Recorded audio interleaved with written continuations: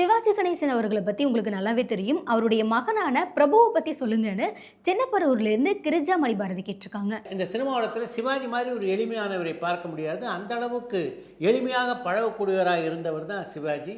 அவருடைய மகனான பிரபு இருக்காரு, அவர் இந்த விஷயத்தில் தன்னுடைய தந்தையான சிவாஜியும் தாண்டி விட்டார் அப்படின்னு தான் நான் சொல்வேன். பிரபு உளமாற நேசிக்கின்றவர்கள் பல பேர் இருக்காங்க.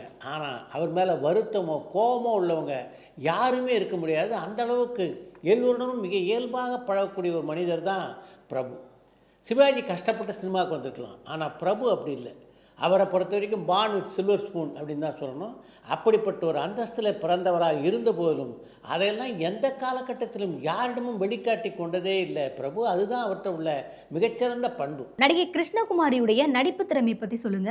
அவருடைய தங்கையான ஜானகி மாதிரி அவங்க ஏன் தமிழ்ல அதிகமான படங்களை நடிக்கல? ஒரு பத்திரிகையாளரா அவரை மீட் பண்ண உங்களுக்கு வாய்ப்பு கிடைச்சிருக்கான்னு கோயம்புத்தூர்ல இருந்து அஜய் கேட்டிருக்காங்க. கிருஷ்ணகுமாரியை சில முறை நான் சந்தித்திருக்கிறேன். ஆனால் அவரோட நெருங்கி பழகவோ அவரை பேட்டி எடுக்கவோ எனக்கு வாய்ப்பு அமையலை. கிருஷ்ணகுமாரி நல்ல திறமையான ஒரு நடிகை. அந்த திறமைக்கேற்ற உயரத்தை அவர் அடையலை அப்படின்றது தான் உண்மை.